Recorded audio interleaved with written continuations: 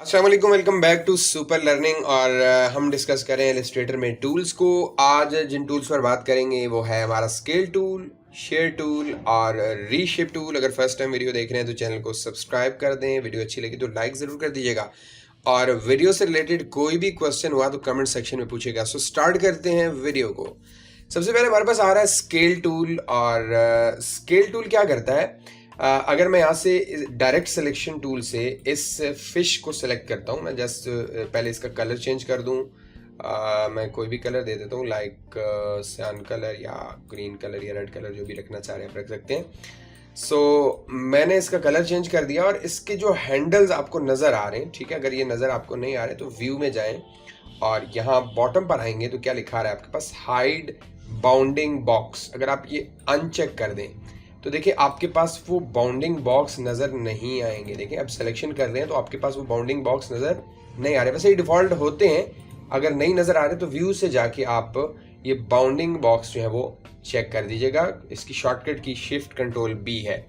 सो इन bounding box की मदद से आप अगर साइज़ इसका छोटा बड़ा करें तो ये होगा, कोई इशू नहीं है, मतलब स्केल हो रहा है। बट एक प्रॉब्लम आ रही है कि प्रोपोर्शनली इसका साइज़ जो है स्केल नहीं हो रहा। ये आपका इमेज या आपकी जो फिश है, सो उसके लिए आपको क्या करना होगा कि आप अपने कीबोर्ड से प्रेस करेंगे शिफ्ट से क्या होगा कि जिस भी डायरेक्शन की तरफ आप इसका साइज़ इंक्रीज करना चाहें, बॉटम की तरफ या टॉप राइट की तरफ या फिर टॉप लेफ्ट की तरफ या फिर लेफ्ट बॉटम की तरफ, अगर आप इसको साइज करना चाहें, बट मैं चाहता हूँ चारों तरफ से स्केल हो, तो आप आल्ट शिफ्ट प्रेस कर लें और स्केल कर सकते हैं। तो हम बाउंडिंग बॉक्स की मदद से भी इसे स्केल कर सकते हैं। लेकिन स्केल का एक और मेथड भी है हमारे पास। यहाँ स्केल टूल है, शॉर्टकट की है इसकी एस। अगर आप इस पर क्लिक कर दें और क्लिक करने के बाद देखें तो आपकी फिश के अंदर एक पिवट पॉइंट या आप कह लेंगे बेस पॉइंट आपका यहाँ शो हो रहा है। अगर आप आल्ट के साथ इस पॉइंट पर क्लिक करते हैं तो आपके पास स्केल की एक अलग से विंडो ओपन हो जाती है। और यहाँ पर नॉन यूनिफॉर्म और यूनिफॉर्म मीन प्रोपोर्शनली अगर करना चाह रहे हैं या प्रोपोर्शनली नहीं करना चाह रहे तो दोनों ऑप्शन मौजूद हैं। सो सबसे पहले यूनिफॉर्म को हम चेक रखते हैं और यहाँ से मैं अगर एरो की प्रेस करूँ, देखिए मेक श्योर कि हमारी ये सिलेक्शन सेलेक्ट हो, हमारी ये परसेंटेज सेलेक्ट हो और अप एरो की करें, देखें तो ये उस हिसाब से इंक्रीज हो रहा है। और एक और चीज़ याद रखिए, चारों तरफ से इंक्रीज हो रहा है। Let's see. फिलहाल ये बॉटम वाले ऑप्शंस जो हैं ये मैं अनचेक कर देता हूँ, मीन स्केल स्ट्रोक वाला ऑप्शन फिलहाल मैं अनचेक कर देता हूँ, बाद में आपको मैं समझाऊंगा। और अगर आप इसे सिलेक्ट करके अप एरो की प्रेस करें तो ये स्केल हो रहा है और डाउन प्रेस करें तो अगर आपके पास ये 100% है, लेट्स सी 100% है और इंटर करते हैं तो ये 100% पे आ गया है। लेकिन अगर आप आल्ट के साथ इस पॉइंट पर दोबारा क्लिक करते हैं तो आप चाहते हैं कि इसका हाफ साइज आ जाए, मीन स्केल होके 50% पर आ जाए, तो डायरेक्ट आप यहाँ 50% लिखेंगे, इंटर करेंगे तो ये 50% पर आ जाएगा। और अगर आप आल्ट के साथ अगेन क्लिक करेंगे और अब आप चाहेंगे 100% और इंटर करेंगे तो ये उसका 100% आ गया। अगेन क्लिक करें और यहाँ लिखें आप 200%, इंटर करें तो ये उस हिसाब से स्केल हो रहा है। तो अपनी मर्जी के मुताबिक स्केल कर सकते हैं। इसके अंदर मजीद भी कुछ चीज़ें हैं, जैसे देखें अगर मैं इसे स्ट्रोक दे दूं, अभी इसका स्ट्रोक नहीं है, मैं रेड कलर में इसका स्ट्रोक दे देता हूं, लाइक रेड या कोई डिफरेंट दे देते हैं ताकि थोड़ा सा क्लियर हो। I think green is better one और मैंने इसे थोड़ा सा स्केल कर दिया। Let's see. यहाँ ध्यान दीजिएगा, ये भी काम का ऑप्शन है।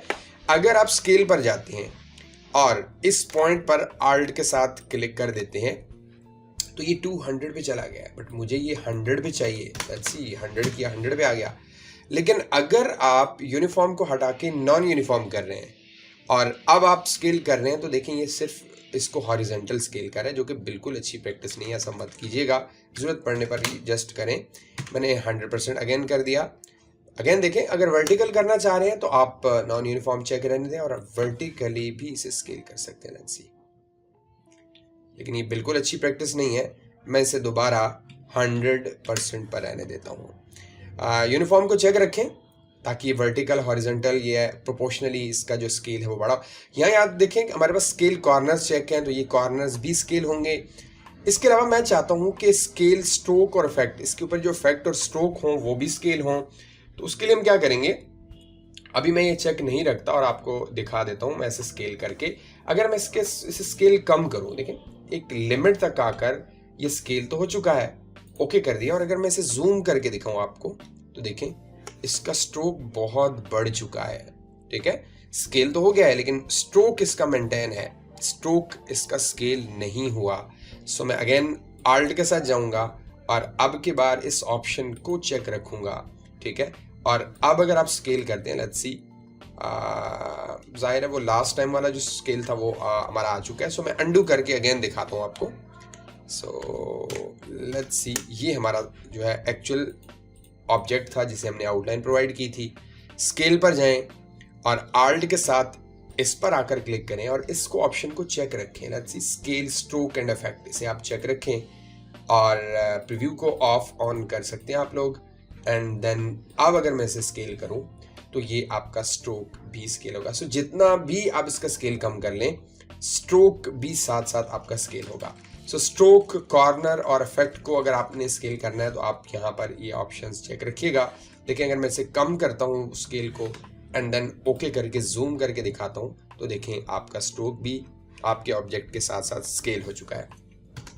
स्केल की एक और एग्जांपल भी देखेंगे। मैं इसे डिलीट कर देता हूँ और मैं यहाँ से एक रेक्टेंगल ड्रॉ कर लेता हूँ। लेट्स सी, कुछ इतना, मैंने अंदाजे से, कोई विड्थ इसकी नहीं है, जस्ट अंदाजे से मैंने इसे ड्रॉ कर लिया है। मुझे इसकी आउटलाइन चाहिए, फिल नहीं चाहिए, तो फिल को मैं नन कर रहा हूँ और स्ट्रोक बढ़ा रहा हूँ। लेट्स सी, सो मैंने कुछ स्ट्रोक बढ़ा लिया है।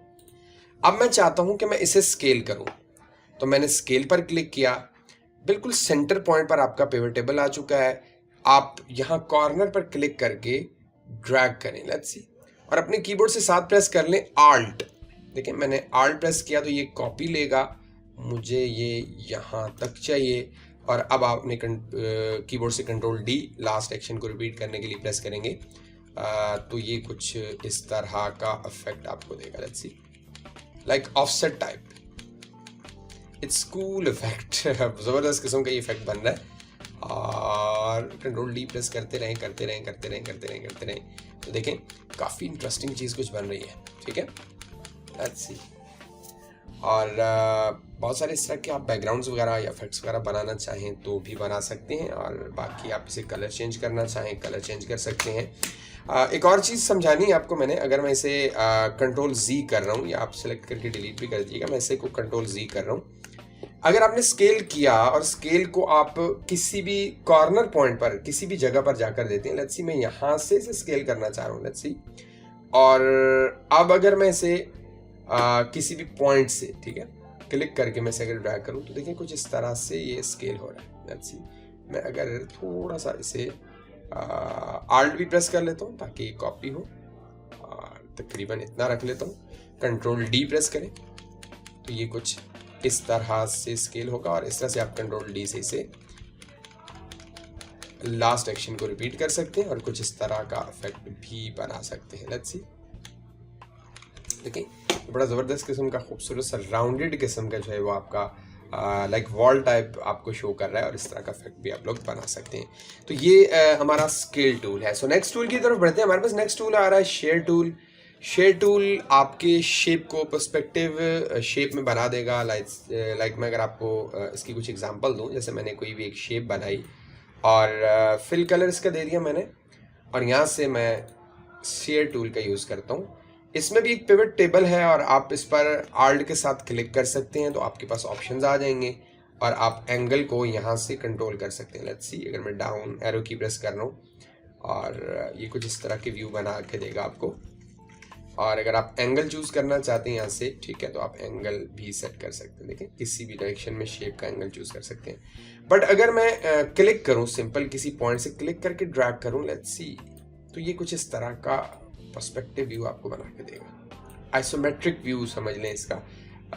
अगर आप आइसोमेट्रिक व्यू से वाकिफ़ हैं तो आपको इसके बारे में भी नॉलेज होगा। याद रखें जिस भी पॉइंट पर आप ये देंगे, जिस भी पॉइंट पर आप ये पिवट पॉइंट रखेंगे, उसी पॉइंट से जो है वो पर्सपेक्टिव व्यू में जाएगा। लेट्स सी, सो थोड़ा सा इसे कंट्रोल करना मुश्किल होगा। स्मूथ तरीके से, आराम से, रिलैक्स होके कीजिएगा तो ये बहुत अच्छे तरीके से मैनेज होगा। लेकिन अगर फास्ट करेंगे तो ये थोड़ा सा आपको तंग भी कर सकता है।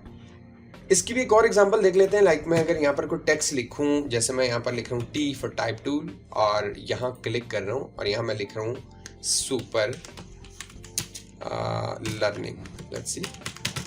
और साइज बड़ा कर रहा हूँ इसका मैं, ठीक है। यहाँ पर मैंने इसका साइज बड़ा कर लिया है और मैंने लर्निंग में थोड़ी सी मिस्टेक कर दी है, स्पेलिंग मिस्टेक। सो मैं अगेन लिखूंगा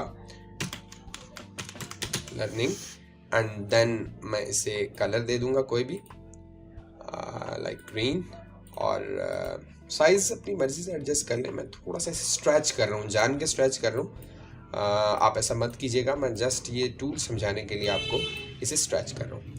अब आपने सुपर लर्निंग को क्या करना है कि शेयर टूल इस पर यूज़ करना है। मैंने क्लिक किया और अब आप किसी भी पॉइंट से अपने टेक्स्ट को शेयर कर सकते हैं, लाइक दैट्स इट। काफ़ी सारे इफेक्ट बना सकते हैं इससे, लेट्स सी। थोड़ा सा कंट्रोल करना ये भी मुश्किल होगा, लेकिन अगर आप रिलैक्स होकर करेंगे बिल्कुल आराम से और बिल्कुल स्मूथ तरीके से करेंगे तो ये बहुत अच्छे से मैनेज होगा। लेट्स सी, किसी भी डायरेक्शन से आप टेक्स्ट को चेंज कर सकते हैं और अपनी मर्जी के मुताबिक टेक्स्ट को बना सकते हैं। याद रखिए अभी ये पिवट पॉइंट इस कॉर्नर पर है, अगर ये पॉइंट यहाँ पर होगा तो आप यहाँ से कंट्रोल कर सकते हैं। ये यहाँ पर होगा तो आप किसी भी दूसरी डायरेक्शन से इसे कंट्रोल कर सकते हैं। Let's see. सो अगर सेंटर में होगा तो आप यहाँ से भी या फिर यहाँ से भी टेक्स्ट को आप कंट्रोल कर सकते हैं। Let's see. So next tool जो हमारे पास आ रहा है वो है रीशेप टूल। मोस्टली यूज़ नहीं हो रहा होता, डिज़ाइनर यूज़ नहीं कर रहे होते, क्योंकि ये काम हम नॉर्मली डायरेक्ट सिलेक्शन टूल या पेन टूल या बाकी टूल से भी कर रहे होते हैं। लेकिन अगर मैं आपको कोई इसकी थोड़ी बहुत एग्जांपल दूं, जैसे मैंने यहाँ पर एक स्पाइरल टूल लिया है और मैंने क्लिक करके ड्रॉ कर दिया है। सो मैं इसे थोड़ा सा स्ट्रोक देना चाहता हूँ। लेट्स सी, मैंने स्ट्रोक दे दिया और अब मेक श्योर कि ये सिलेक्ट हो और आपने रीशेप टूल लिया, यहाँ से जाके रीशेप टूल लिया और अब आप इसे रीशेप कर सकते हैं। जैसे मैंने इसे मूव किया, यहाँ से सेलेक्ट करके किसी भी डायरेक्शन में इसे मैं मूव करूँगा, ठीक है, या फिर सेंटर पॉइंट से आप उठाकर इसे कहीं पर भी ले आएंगे, ठीक है। सो इसे थोड़ा सा तंग करेगा आपको, बट अगर मैं लाइन पर ड्रॉ करूँ तो ज़्यादा अच्छे से समझ आएगा। जैसे ये एक आर्क हमारे पास आ रहा है और इस आर्क को मैंने सेलेक्ट कर लिया है और रीशेप टूल लिया है। अब आप इसकी आउटलाइन पर क्लिक करके इजीली मूव कर सकते हैं। लेट्स सी, ये खुद ब खुद पॉइंट्स बना देता है, ठीक है, आपकी एंकर पॉइंट्स, और एंकर पॉइंट की मदद से आप कुछ भी बना सकते हैं। लेट्स सी, मैं अगर इसे यहाँ से मूव करूँ, यहाँ से मूव करूँ, मैं स्ट्रोक थोड़ा सा बढ़ा रहा हूँ ताकि आपको ये क्लियर समझ आए। लेट्स सी, और मैं अगर इस पॉइंट पर क्लिक करके इसे ले आऊँ यहाँ पर, इस पॉइंट से क्लिक करके ले आऊँ इसे यहाँ पर, और अपनी मर्जी के मुताबिक इसे कोई भी आप शेप दे सकते हैं। देखें, थोड़ा सा कंट्रोल मुश्किल है इसका, बट आप बड़े आराम से इसे कहीं पर भी कोई भी पॉइंट दे सकते हैं और कुछ इस तरह की ट्रिकी शेप्स बनाने में ये आपकी हेल्प कर सकता है। बट याद रहे कि ये शेप, ये डायरेक्ट सिलेक्शन टूल और पेन टूल से भी ये काम हम कर रहे होते हैं, तो ज़्यादा इसकी ज़रूरत नहीं पड़ती। अगर मैं डायरेक्ट सिलेक्शन टूल लूँ और यही काम करूँ, देखें, अगर मैं इस पॉइंट को मूव करना चाहूँ तो इस पॉइंट को मूव करना चाहूँ तो बड़े आराम से ये काम कर सकता हूँ। यही काम आप बेसिकली रीशेप से कर रहे होते हैं कि कोई भी शेप बनी हुई है उसे आप रीशेप करना चाहें तो आप रीशेप कर सकते हैं। सो आई होप ये वीडियो आपके लिए हेल्पफुल रहेगी। अगर वीडियो अच्छी लगी तो लाइक ज़रूर कर दें और कमेंट सेक्शन में ज़रूर पूछिएगा अगर क्वेश्चन है इस वीडियो से रिलेटेड। इंशाल्लाह नेक्स्ट वीडियो में फिर आएंगे। अल्लाह हाफ़िज़, अस्सलाम वालेकुम।